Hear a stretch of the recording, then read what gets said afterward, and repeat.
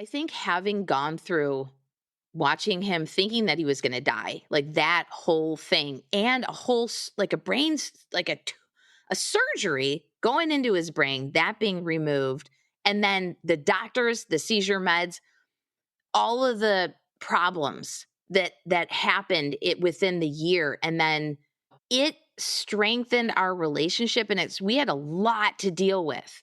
So I think that I was more prepared because I had the year, but I still was thinking, how am I going to live without this person? I thought that often. Like, what am I going to do without him? Today's guest is Caren Paskel, and we had such a wonderful conversation despite the heavy topic that we were talking about. And this really centers around her journey through losing her late husband to brain cancer and how that changed her life. But it really starts out with her finding like this most perfect person for her, someone that let her find herself through his inspirational way of walking through life. And so you'll get to hear all this in much more eloquent ways when she says it. But I loved how she felt about this relationship and how it was really this once in a lifetime thing. But this loss really catalyzed her journey of self discovery and empowerment and really realized how much she was doing for herself, which then just kind of snowballed into this more beautiful self belief way of living. So, this was really a transformative experience for her and one that maybe would have happened differently had this tragic experience not happened, but maybe not. And so we talk about that as well. And you know me, I talk about that pretty often in some of these episodes. So, we really talk about embracing adversity, the power of self belief, and finding joy and purpose, even in the face of loss. She sent such a kind email after our conversation, just saying that, she's been on a lot of different podcasts, and this particular one, The Life Shift, most aligned with her and felt really natural in the questions that I asked her. And that's just such a compliment. So thank you, Caren, for sending that wonderful email. I hope you all feel inspired after listening to Karen's story. There are very hard parts and there are very real and raw parts of her story. But at the end, she really brings all of it together on how we can kind of find meaning in some of these really tragic moments. So, without further ado, here is my conversation with Caren Paskel. I'm Matt Gilhooly, and this is The Life Shift, candid conversations about the pivotal moments that have changed lives forever.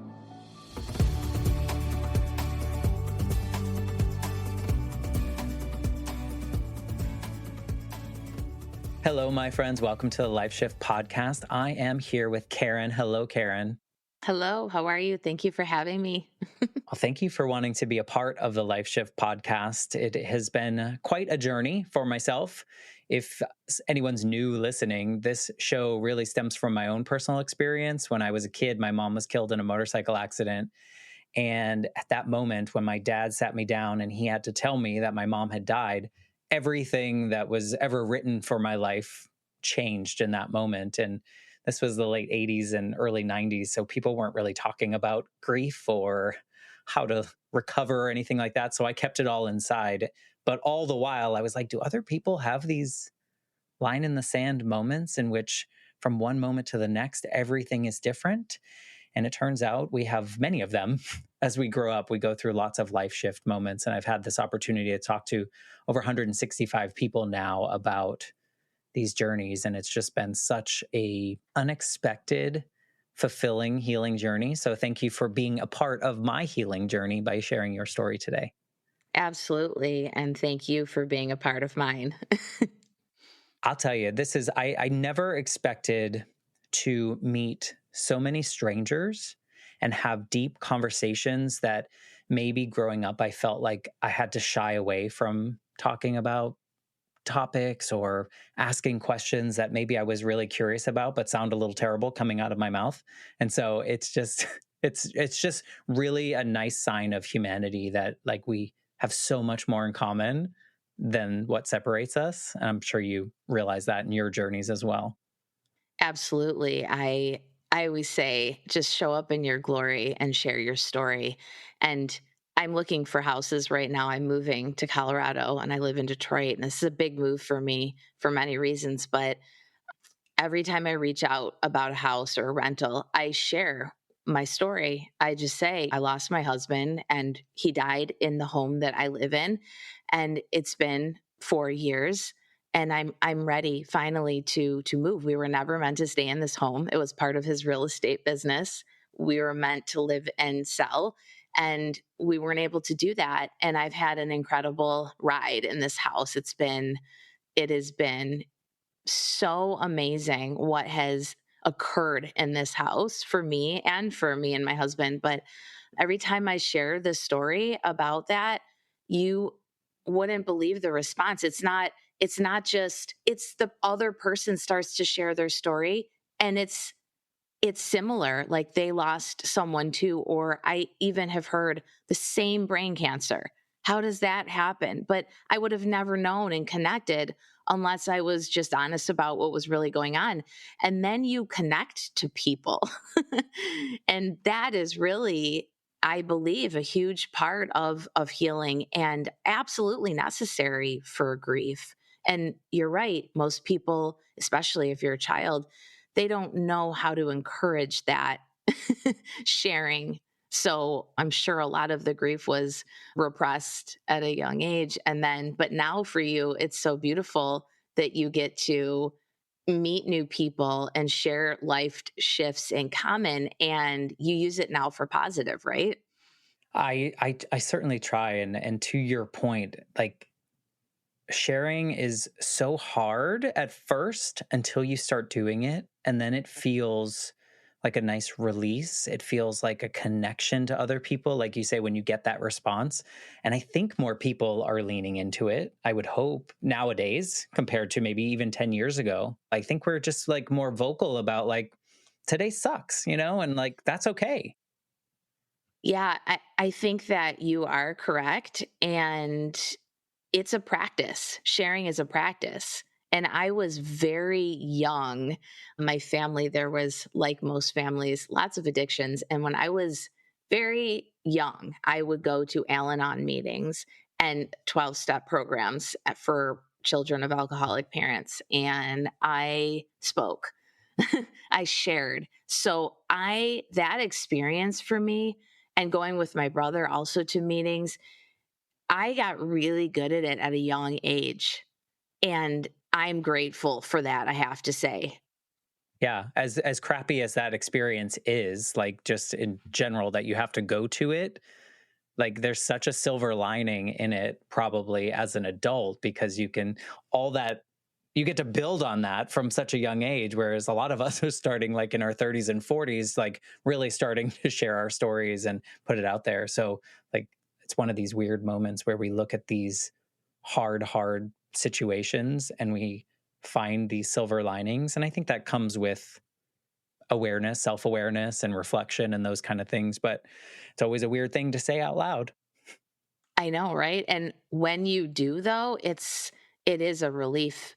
And when you find people to talk to who have had a similar experience and I always say finding the blessings in disguise, because you don't really see it in plain sight, but what you are able to grow through, I call it, versus go through, that's a lot of the times that's the blessing and the life shift. What, let's say, a challenge or a tragedy or a loss can shift you. I was just talking to a woman about it who lost her husband, and she was saying that she really had a spiritual awakening through a loss that, I mean, she wouldn't have had without it. So no, we're not saying the person. People ask me this all the time. I still can't understand how you're saying it's a blessing that your husband died. I said, because I'm not saying that. I'm not Right. saying it's a blessing that Right. I if I could do anything to get him back, I would, and I miss him every day. The blessing is what I chose to do with that. And how I chose to thrive over merely just survive and not be a victim, but use this to benefit others, how to share and talk about it, how I move through it. And also to keep him alive. I get to talk about him. I wrote about him. That came out of a loss. I was never going to write a book. I didn't really care about writing a book. I never even had that desire. And that motivated me to share my story to others. I knew it would help, but also it shares his story. So now his story and our story is out in a book, and a book is a legacy. So I feel like it is what you can do with something that you would rather not have had happened. That can it can make or break you, and you get to decide how you're going to navigate that, and that's the blessing. That's really the blessing. Well, you say it in a much more beautiful way than I do. I can never find like the right words because people will ask something like, "Would you go back and change history?" And I'm like, and make your mom not go on that trip. And I'm thinking, well, yes, but also I'm this 40 something year old person now, and I would not be this version of myself had she not died, had I not struggled to grieve her for 20 years, had I not, like, all those things made me this version. We wouldn't be having this conversation. So it's hard. It's like really hard for me to go, like, well, yes and no, because I don't know what life would be like otherwise. So, but you said it much more eloquently Well, because you're thank a you. writer. But we've already shared a little bit of your story, but before we get into the details, maybe you can just tell us who you are right now, besides looking for a place in Colorado. I am an author, I am a speaker, and I am a nonprofit founder, which is really exciting because I just launched a self caregiving program, and I am empowering caregivers to practice self care, and also sending them my book, like shipping it to their door. So that's what I'm very passionate about. It's so fulfilling to find really who I'm serving. And it's been overwhelming ever since I decided that I was a caregiver. I wasn't the cancer patient. So it made more sense for me to share my story to caregivers and people who've lost someone, but I'm always open the group up to patients because some of them are caregiving themselves and they want the self-care resources and practices that I'm providing. So this has been really a journey, and before I got into the nonprofit, I was mentoring people and coaching, and I still do a little bit less. I have just a few clients because it does take a lot of time and energy. So, as I go into speaking and more writing of my books and all what that takes with the nonprofit, I love guiding people. So if it's really aligned, a lot of people come to me who have lost someone, and or they're wanting to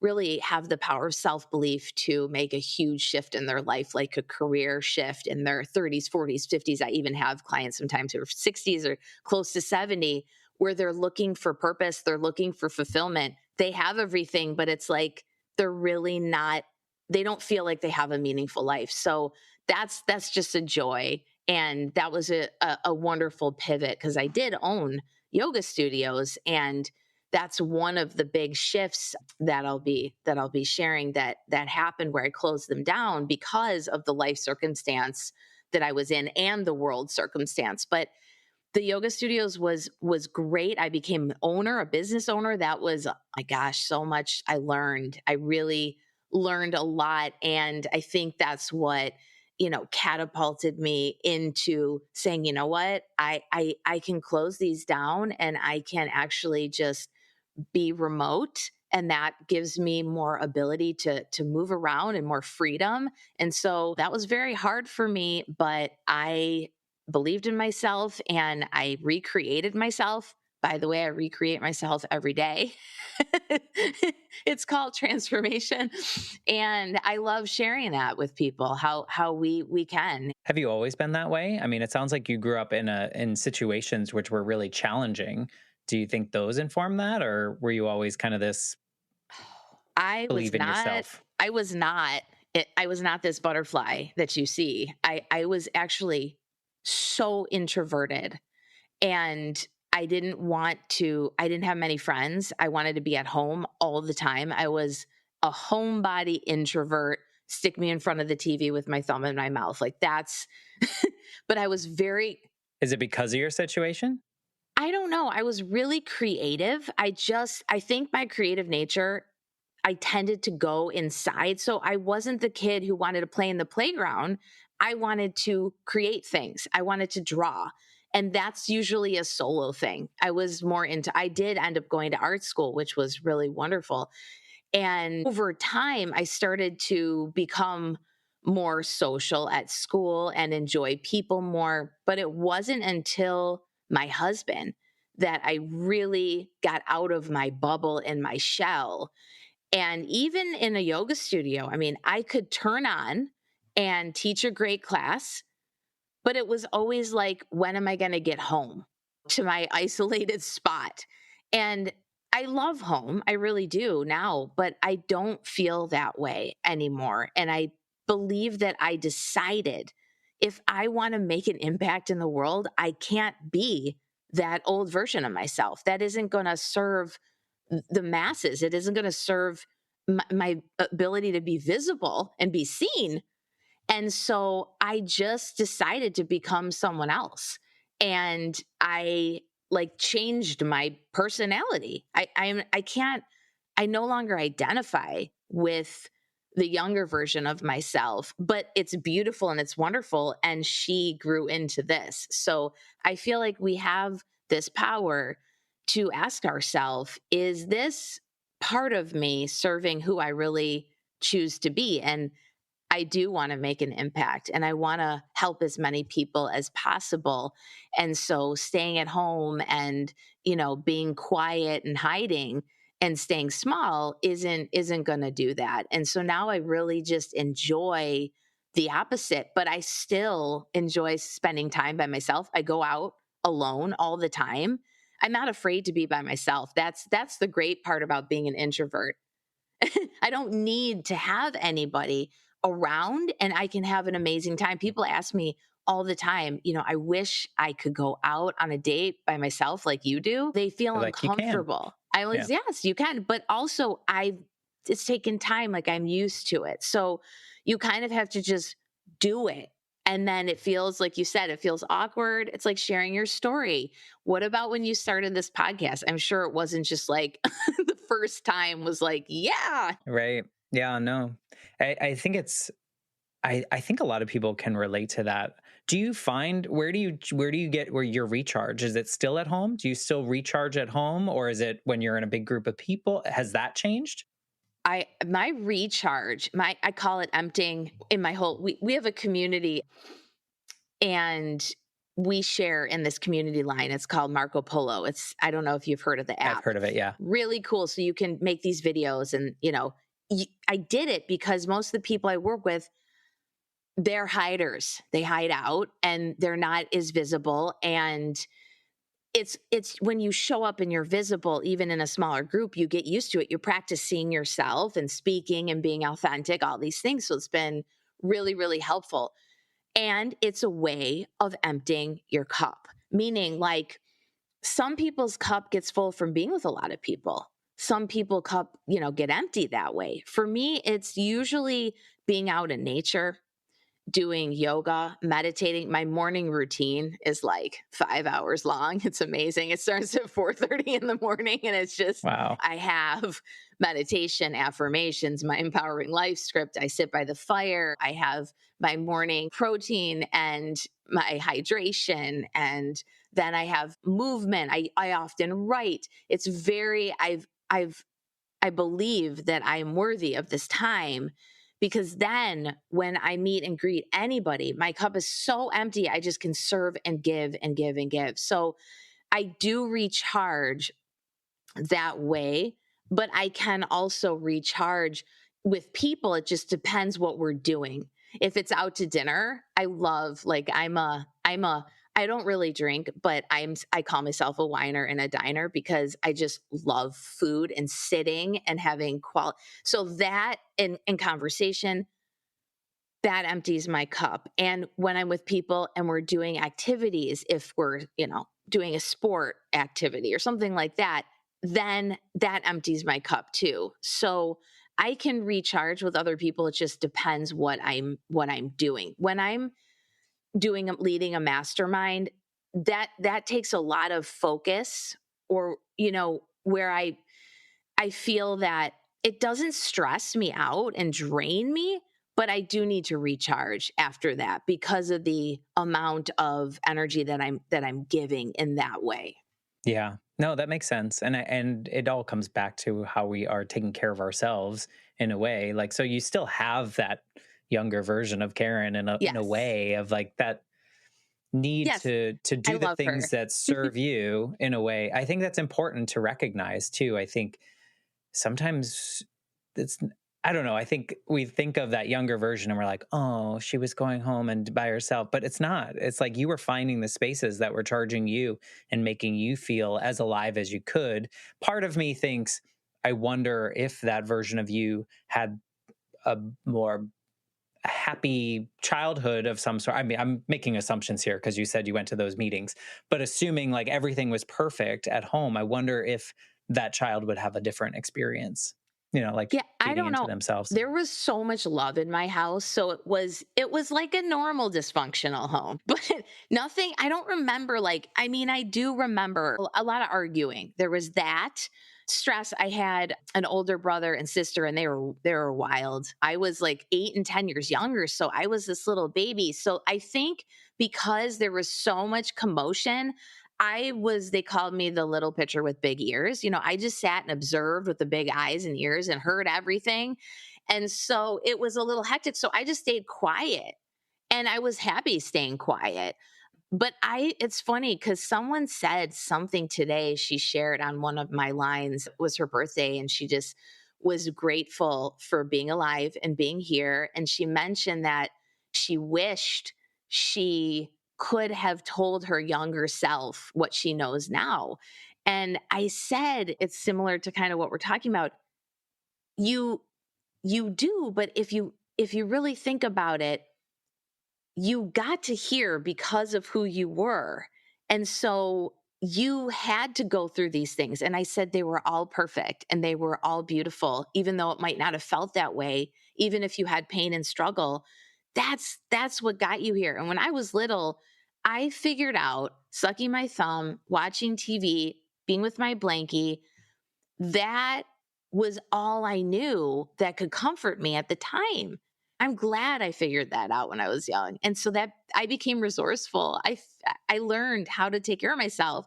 Now I know more ways, and that's great, but I couldn't have known that when I was that age. No, I'm still stuck on the 5 hours in the morning that you tend to yourself. That's like it's so beautiful. Like also me, this type A is like, wow, that's a lot. That's a lot of things in a list to do. But no, that's awesome. It doesn't have to, like, it's just whatever I'm inspired. Sometimes it's journaling. Sometimes, yeah, it's not like, oh my God, it's regimented. It's just, Well, it would be for me. I didn't want to rush my morning routine. And I felt like I was rushing, like, oh, I only have this. And I was like, no, I'm not taking clients until until I've just stretched it. And I've included even my dog walk. Like, it's all a part of, Good. I think yeah. that's healthy. I think Yeah. it's So beautiful. I think a lot of people should do it. They might not, but they should. But maybe you can kind of paint the picture of your life leading up to kind of your husband's diagnosis or passing, or how that really shifted you into this version. It sounds like you were kind of making your way there with him, Yes, but yes. So I met him, and he was just this determined young man. And I could tell right away he had something that I didn't have. And it was like this magnetizing, just self-confidence and self-belief. I saw it immediately. And I knew I wanted to be around it. It was like, oh, if I can be near that, then I can catch some of that. And I did. I really did. And that he helped me believe that I could leave my current job of 11 years working for my brother. It was a, a beautiful experience of teaching yoga at many different studios, leading trainings, being a head teacher. It was a dream job, but there was a disagreement with the owners. silent partners, they wanted to change franchise, do all these things. So David, my husband, was, you can open your own studio. You can do this. And I was like, what do you mean? I don't know how to open a studio. I don't even, and he's like, oh, no one knows that's how he taught. Like, no one knows. You just do it and you take a risk and maybe you'll lose some money. Big deal. Lots of businesses do, but you'll be fine. You have a following, your product. So I did it and he helped me.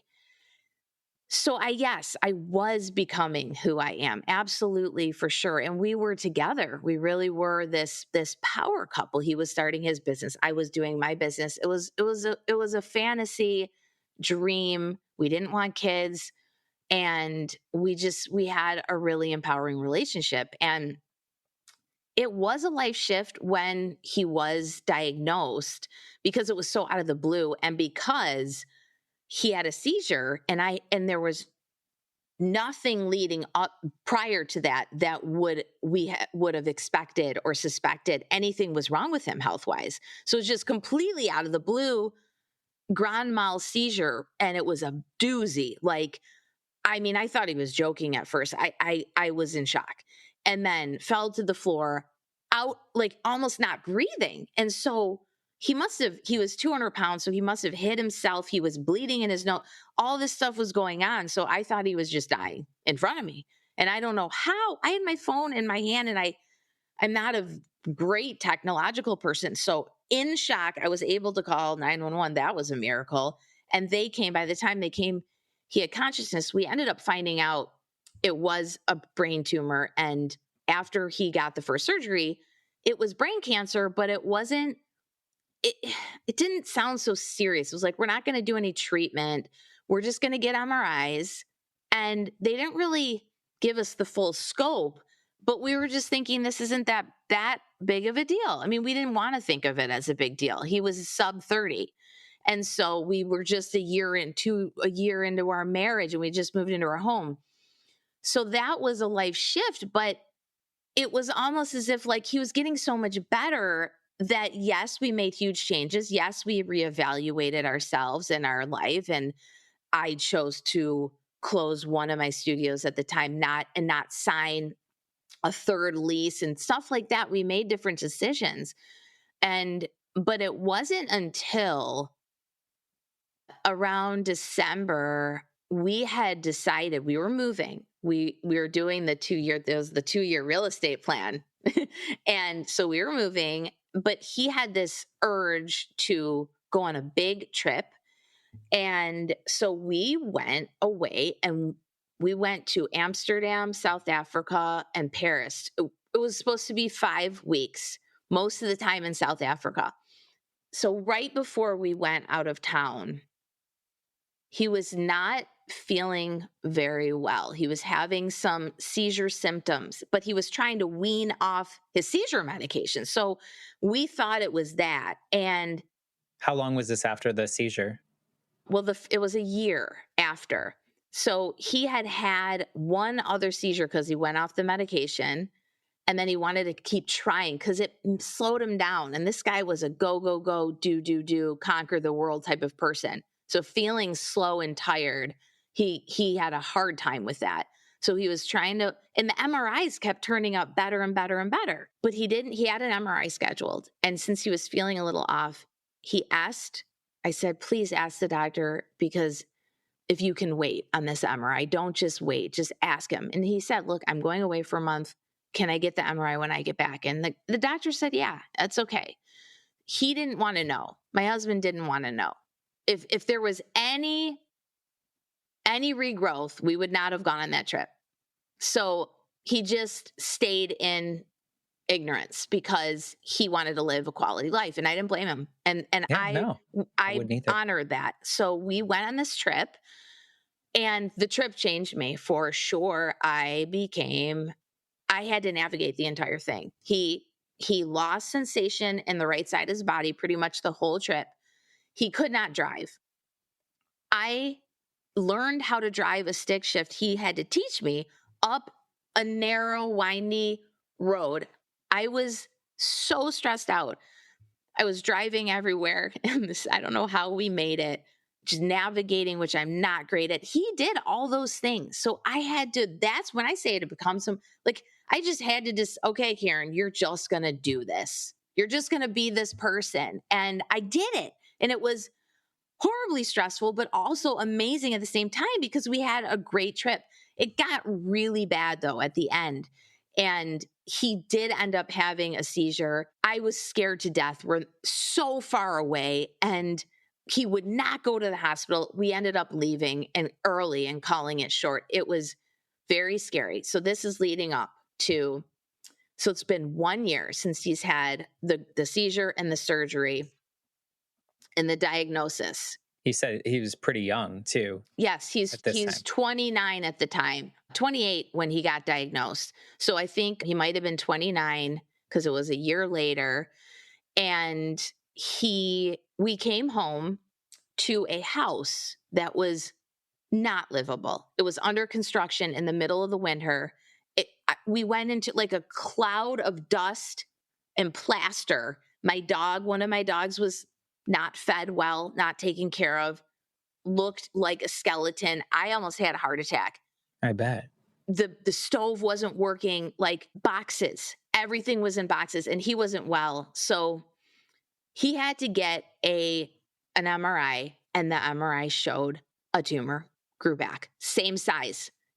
But this was bad news because the tumor that he first had to have been slow growing because it was only a grade 1 and it took this long, right? So then in 1 year, a tumor grows back.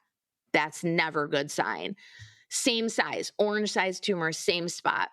So we had to wait to get the results, but we got the results and it was, I think, before the new year. And I just remember that he and his brother Daniel came up the stairs and I was sitting in bed and they looked at me and they said, we just got off the phone with Dr. Lee and we have the results. And they just said, it's a grade 4 glioblastoma. So the reason I lost my breath is because David's best friend, his mom died of glioblastoma. And so he recognized that this could possibly be this early on in the first seizure. And I was like, no. And so we all knew what that was and what that meant. And it's like probably a feeling that you had similar. I mean, you just sink. I just sunk. Like you feel it in your core and your belly drops. And I felt like I couldn't take a breath in that moment. Like for me, that was the worst thing that could ever, like, you're like if what would be the worst news? That would be it. And so the worst news happened. It happened to me. It happened to him. And that shifted me that was more than the seizure. That was more than any of this. It was like the reality that I was just going to say that. Yeah. Yeah. They tell you, they point blank say 6 to like 12 months or 9 to 12 months with radiation and chemo. So it's like a death sentence almost when they tell you the news. They don't say, there's nothing hopeful that they say. It's like, oh, you're going to, and I'm like, why would anyone go get treatment if they're just, and then, well, there are rare cases. Some people survive and then some people survive. It's 5% who survive a year or 2, less and less. And David was adamant about finding people who survived, and he truly believed. And I believed with him. I did because I didn't want to pull him down or myself. And he was alive right then. So it just was this moment where it's like, okay, I thought I was going to have this person in my life. He's 12 years younger than me. So I'm thinking this is like forever and I'm going to go first. And we just started. So our lives were just beginning together. And now you're telling me this person who's the love of my life, who's not even 30 years old, may die. And so that just hit me, and I had to, like, in that moment, really become, and that's why I say not like it was a different version of me that had to emerge to be able to handle this with grace, and for him, because he wouldn't stand it if I was a mess and fell apart. So I didn't have to hold it in, believe me. I found my outlets and meltdowns, and a lot of it was in private, and a lot of it was I had so much support, but I had to be strong for him because that's what he asked. And I'm his wife, and I'm here. My vows were I'm here to be the best wife I can be and give you what you need in sickness and health, and this is what he needed. But that changed me because to be that strong, I really had to believe in myself that I could take care of myself, that I could take care of him, that I could take care of the house, that I could take care of business, and that I would be okay if he didn't survive.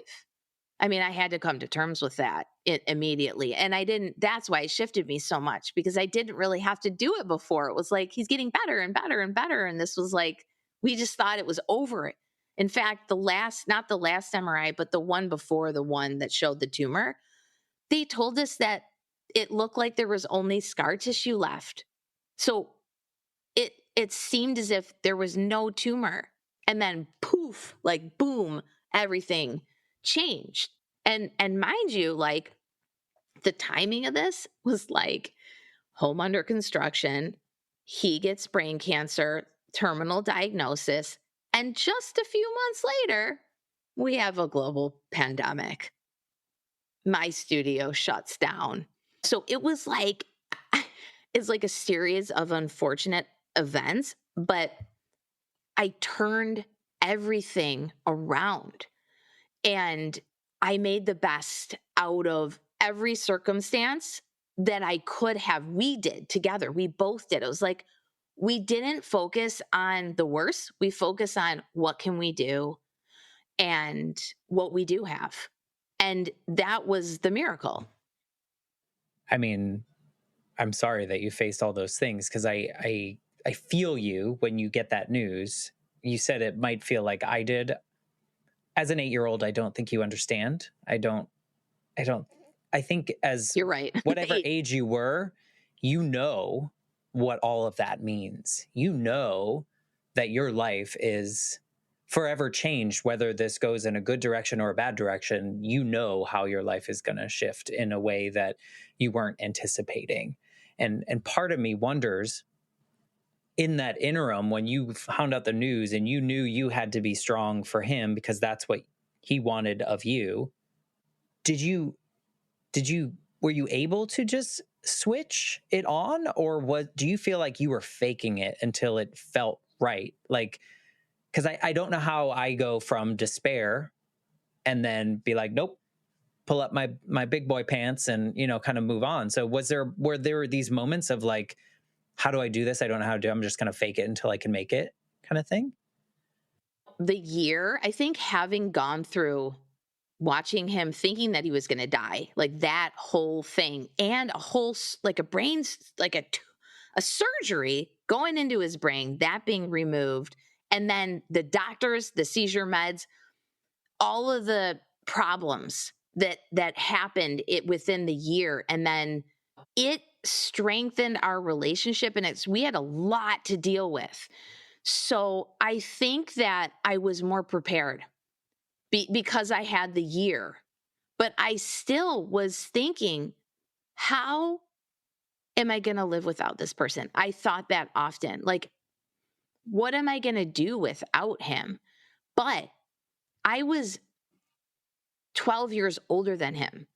I met him, and he always let me know this. He was like, one of the reasons I fell in love with you is because he said, you had your shit together. Like you had a job and you had your own place and you had dogs and you had a life. So that's what I always remember is, wait, my life isn't a wife. That's something I became and it's wonderful. but this relationship is not what defines me. And I know who I am. Plus, I'm a very spiritual person. I've been on a spiritual path for years. So I started yoga when I was 16 because my mom knew I had panic attacks in high school and she just knew it would be good for me. I loved it. I connected with myself in a deeper way. That led me on a journey. I started teaching without any training. Then I took training. Then I became very open to why am I having these epiphanies on my yoga mat? And then one day I got introduced to the philosophy. That changed me forever because I started to learn these higher values, these universal laws that are not exposed in, traditional education. That is what I love to teach and educate on and mentor. That's what I've written in my book in a version that's through my personality. So I think people can maybe understand it's more accessible. But because I had all these teachings, I don't see death as a horrible thing at all. I understand that death is a passage, it's a change, and that energy cannot be created or destroyed. So I think with all these teachings and understandings, and also that everyone has their time, and I will share this. I don't think I've written this in a book. I don't know if I've shared this publicly, so here we go. I had a deep sense like that I would never have admitted that David's life may be cut short because of the gigantic desires that he had to change the world. It was like he couldn't sleep. He was one of those people where like every single second he wanted to change something. It could have been Yeah. now He we're burned gonna, hard. yeah, Yeah. yes, it was. And he lived so hard. And I was like, how can one keep this up? That was a thought. And because I understand the philosophy of and the theory of reincarnation, I just thought like maybe he's just at some point he won't be able to fulfill these desires. And reincarnation is when your body can no longer fulfill the desires, or when, your desires can't be fulfilled in the body that you have, you go on to the next body. So I don't talk about that because people might be like, what is she talking about? But, No, I it's get it. right. So I thought that. So it wasn't a shock because if I really thought about it, it was like, okay, I think that this is either teaching him a lesson or he's ready for the next life. It's a weird space though, right? Because I Yeah. feel like it is a shock, but it's also like as you described, not a shock because you You were like want it's it to be happening. No one wants to lose their loved one, but there was some sort of acceptance like, I'm not in control here. right. That's important. But does it make it hard though if he's so like what did he eventually come to the point in which he accepted it, or was he like we gotta, because I think that makes it hard when It was. someone else wants you to feel a certain way, but yet you kind of know reality in your sense and what you know. Did you encounter that? Yeah, this is so I could not share that with him. He Because he wanted to live. He just wanted to live too bad and too hard. And I remember this one day, he was in our bathroom and he was just like looking in the mirror. And he came out to me and he said, I decided that I'm going to be okay. I'm going to live and I'm not going to die. And I just said, okay. I went along with, because who am I to say? This is your journey. And I just respected it. I needed to know for myself. So I had peace, but he needed to figure things out for himself. And he did not come to terms with dying until our last outing. It was our third year. We made it to our third year wedding anniversary. And he made it out. I don't know how. He was barely walking, barely talking. We went to our favorite place and he still could speak and I could understand him at this point. And he looked at me and he had tears, which he did not cry often. And he gave me this speech. It was a goodbye speech. And I was not expecting this. So I just sat there like speechless. And he basically said, and I write about in my book too, that he was okay to die because he was so proud of me. Because I was kicking ass. I recreated my business and he watched me do it. And I did this program to get my program online and people signed up for it. He watched me make more money in a month than I had in like a year at the yoga studio. So he saw me transform and he knew he had a part in it, a big part. So he was telling me, you're going to be okay. And I'm going to be okay now to die because I thought I was here to change the whole world. And I knew that I would help a lot of people. He said, you're so amazing always. I always thought you were just amazing and incredible, but I've never seen this, that you were able to do this. And I never expected that I was going to help you. I didn't know you were going to be the person that was going to be changed from me. And so that was a moment where I was like, I felt like I fucking did it. I didn't realize that I was actually giving him this gift. And I was feeling like, oh my God, I believing in myself was the greatest gift I could have given my husband. He was found the peace to say, I'm good. You're going to go out there. You're going to live this great life. And I did that. I inspired you to do that. All that I've gone through is worth it. And so we just had this incredible moment and it really was his end. It wasn't long after that because that was September and that was our wedding anniversary and he died in October. So when it was finally when he was in hospice and he literally could not speak. He could not move. I mean, he just was, but he could hear everything. He was there 100%. It's just brain cancer was everywhere at that point. It wasn't even just it spread. So it took away all of his abilities. But he was peaceful. He was peaceful. He was I don't know what he was thinking. All I know is I could tell he wasn't fighting it anymore. He just stopped. He knew he couldn't, and that was too exhausting. And so I think it felt like to me that he had acceptance at the end and he was okay with it.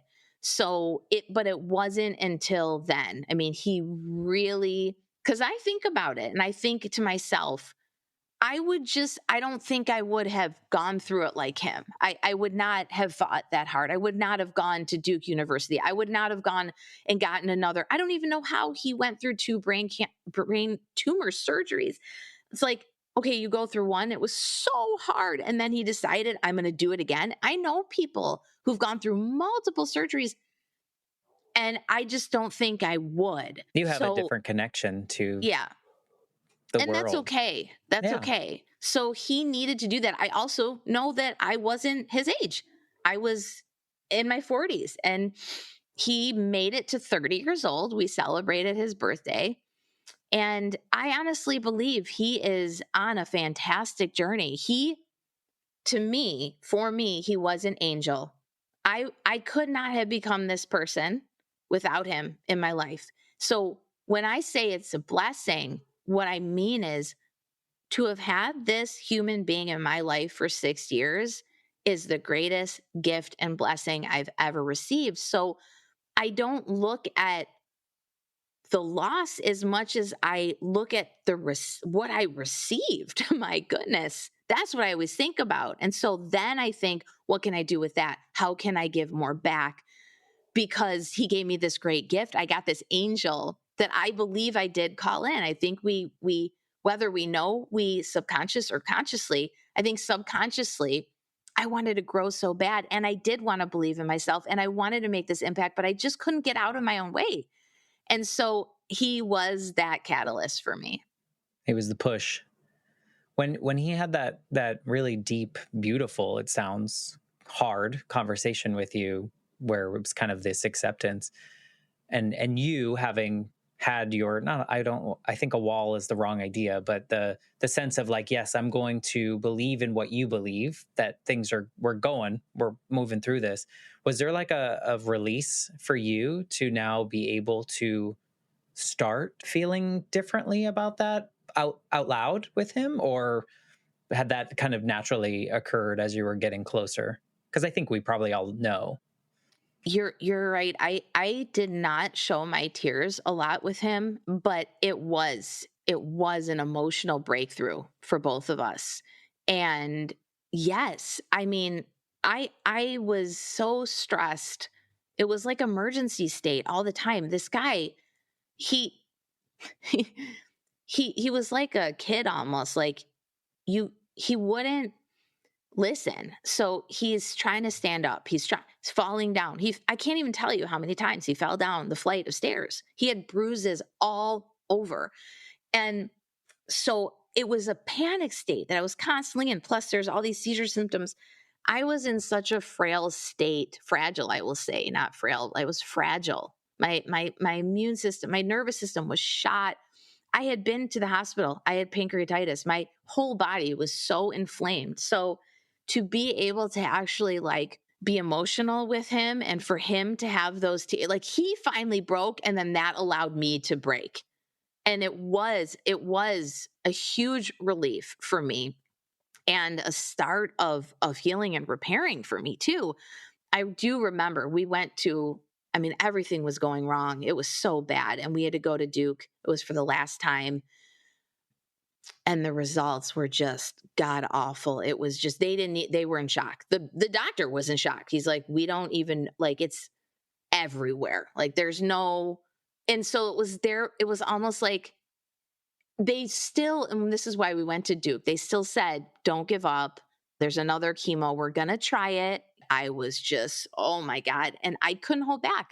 I just couldn't do it anymore. So we were on the plane and it was just drenched, just tears. And I was holding we were right next to each other. I was holding his hand and I was just crying. I just decided I can't live, I cannot hold back the pain. And I don't even want to anymore. He needs to know how much I adore and love him. And it's But he not that always I'm, knew. yeah, he did, but it's like I need to show my emotions too for him. And it wasn't all day, every day, but it was those moments where I just knew like this is just okay. It needs, and we need to go through this together. Well, I mean, it's just such a gift too that he chose to do that and chose to have that conversation with you too, to kind of give you more permission to start your process and what you needed to do as well. I think of my own experience with my grandmother when she was sick, and it was like this journey of, she had lung cancer and it was doing its thing, and we were getting close to the end, and I was just like, it's one of those things, like with that one I didn't quite know, but there was one day I knew. And when everyone left, I sat down with her and I said, we're going to have this conversation right now. And I said, we're going to tell each other everything that we need to say about our entire lives together. Because she really took the place of my mom, essentially, after my mom died. And we had that, like a beautiful conversation in which, I mean, what you had is a beautiful conversation. As hard as it was, it seems very beautiful. And I was able to have something very similar. And I knew after, when I closed that apartment door from hers, I probably, that's why I asked the question, because it felt like this flood of like a release, like a, I don't know what happened, but I felt different after that conversation. And so it really brought me back there when you mentioned that conversation, because how lucky are we to be able to share those hard moments, but in such a beautiful way. I feel immensely blessed. That was the greatest gift in so many levels, but I was handling so many things with my business, with him, with doctors, with communication, with families. By the way, he had divorced parents. So there's two families I had to deal with, lots of siblings, lots of step siblings. Then we've got aunts and uncles. Then we've got my whole family. And I have a Jewish family, so everyone wants to be there and be in my business. I had to tell them, I I can't. You have to stay away. Like, I love you, but I need room You're to like, I'm breathe. one I person, cannot, guys. don't text me. Like, if you ask me how I am, like, just know I'm not okay. And if I need anything, I'll tell you. Like, it's a burden, like, to hear these messages and the questions. And I had to communicate with them and just say, this isn't helping. But I was going through so much that I didn't even realize what he was watching. He was observing me.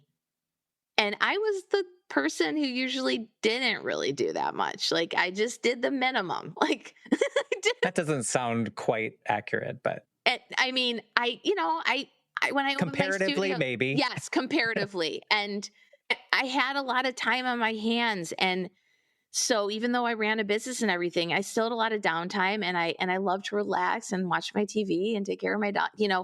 And so he saw me just become this just badass woman who was just taking care of everything. And I didn't see it in me until he said that.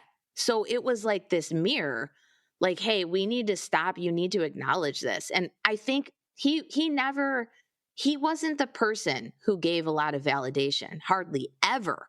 So that moment was a very huge affirmation, and it got me to slow down and just say, whoa, like, wow, like, okay, wait, I need to take this moment. Holy crap, like, I did, I am. I'm like, yeah, you're right. I never got to do that until that moment, because there was too much going on for me to even recognize it. You were spinning too many plates Yes, at once, exactly. which I mean is such a testament to also the human spirit and the things that we can do and overcome in moments like that. So kudos to you for keeping everything together, including yourself. And then when it was time, you took care of yourself. And that's in the hard moment. But now a lot of people would probably fall apart and things that come with it. And that's okay too. But now you're using this experience to help other people. And that probably fills you up even more. So, like, all these things had to happen, terrible as they were, for you to be able to change the world as your husband wanted to do. Like, so through him to you, now we're changing the world in a different way. It's so crazy because every time he would talk about his dreams and desires, I was terrified. I'm like, why do you want to do that? Like, that sounds so awful, so hard. Like, so, and just, you have to got to be out there. And why do you want to put yourself out there in that way? Like, just so I was more comfortable in my bubble. And then I grew my bubble to, okay, let's open a studio and another studio. Like, that's how far, but it still was contained. So closing the studio and just saying, I'm going to do this. Like, I got to put myself out there. Like, there was some comfort and ease with the studio, even though it was my own business. That was very challenging. Yes, it was a great step, but still it was something I had done. I mean, I felt like I was owning almost my brother's studio for 11 years. So it almost felt like the same role, except I was the business owner and I was still working with him too. So I had a lot of support. But this just like, oh, let's close and let's just be an entrepreneur. And I just created all of Let's these just write a programs. book. Yeah, let's write a book. Oh, by the way, I've written 3 more after that. So it's like I was so inspired because he did anything he set his mind to. Every time it blew me away. And although I was so scared, when he got sick, I built that strength and stamina, and I proved to myself that I can do anything I put my mind to. And I did. And so when he died, I was like, I am going to I am going to honor this man's death till the day I die. I am going to live fully, and I am going to give fully, and I don't know how it's all going to look, but I'm going to have a great time doing it. That's important. Yeah. That's something that we don't spend a lot of time on. I just think that if you cannot, because my husband we had a great time together, but he was really stressed and agitated a lot of the times.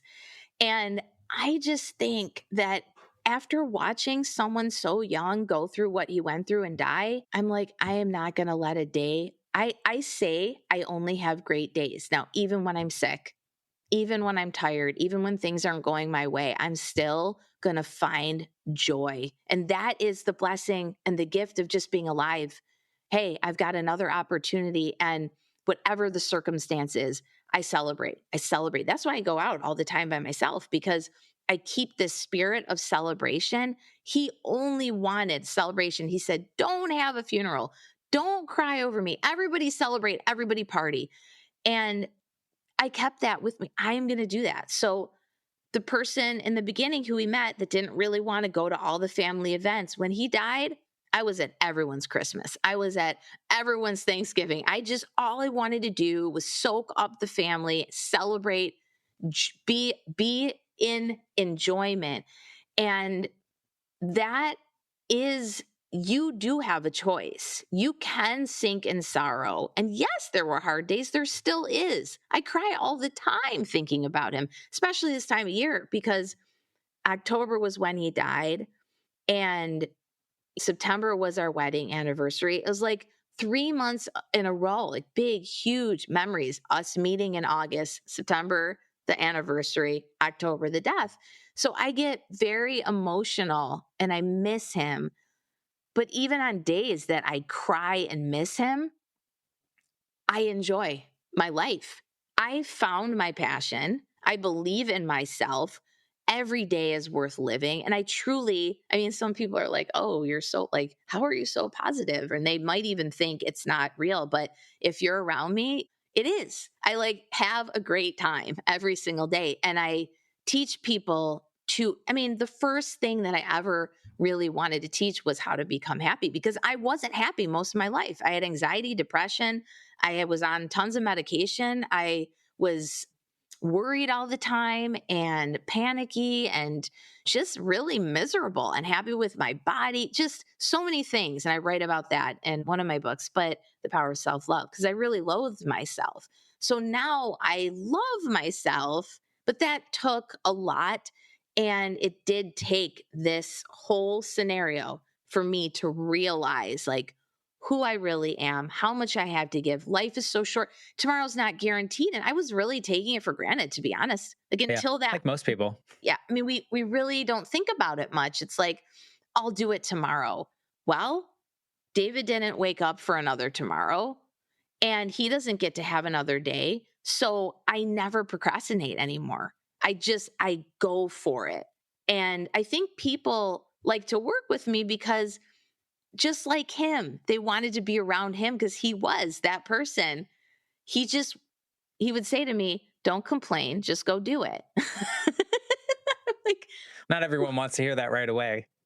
I did. And I say it much kinder to Yes. people, because for me that would be weird to hear, from me, because I'm not him. But for me, that's exactly what I needed to hear in the way that he said it to me, because I was coddled, I was spoiled, and if I didn't want to do something, I would get out of it very easily and taken care of. He trained me in a wonderful way. He could have done it, but he's like, no, you need to go do that. Stop complaining about it. And it helped me more than any therapist that I've ever gone to. I was like, why didn't anyone tell me this information?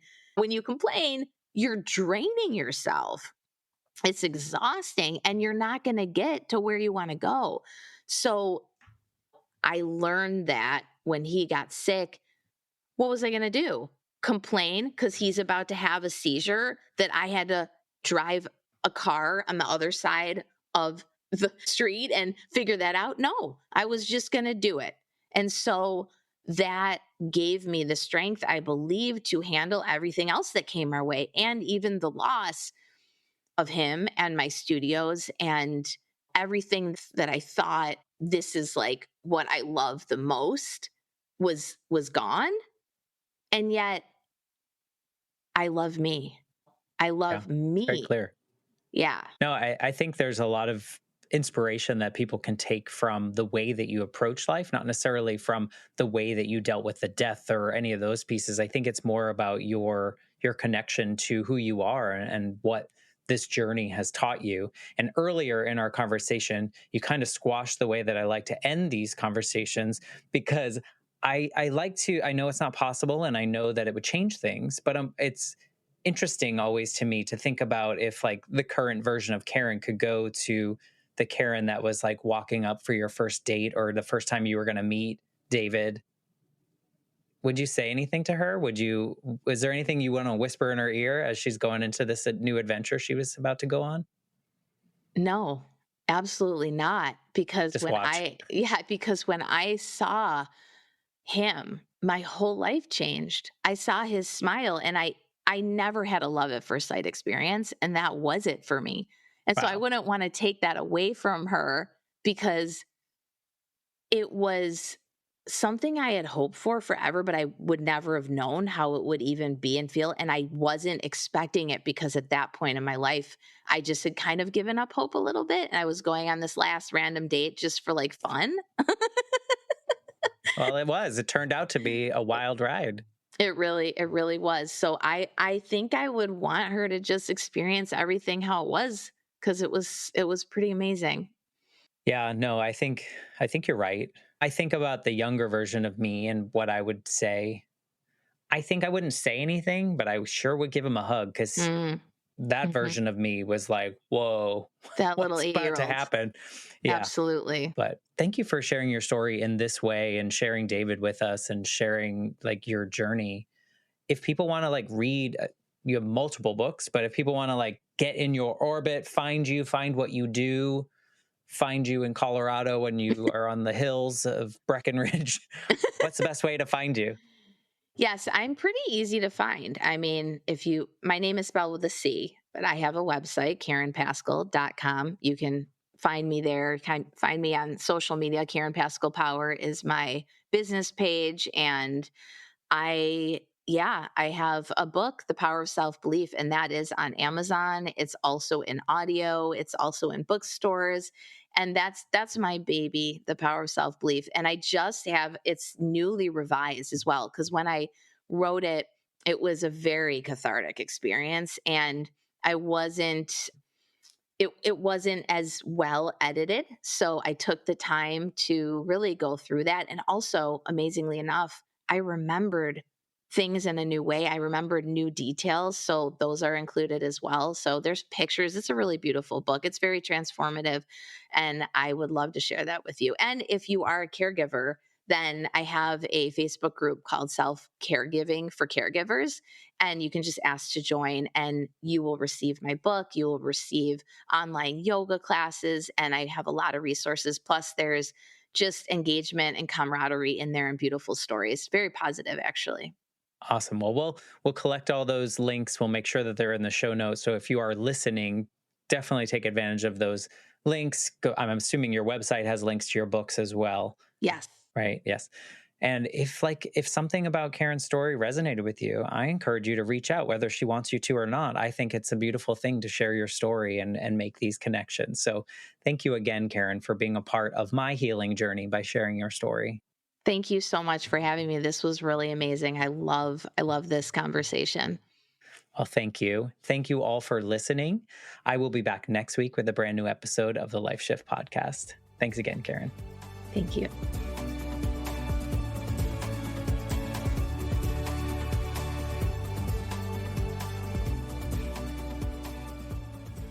For more information, please visit www.thelifeshiftpodcast.com.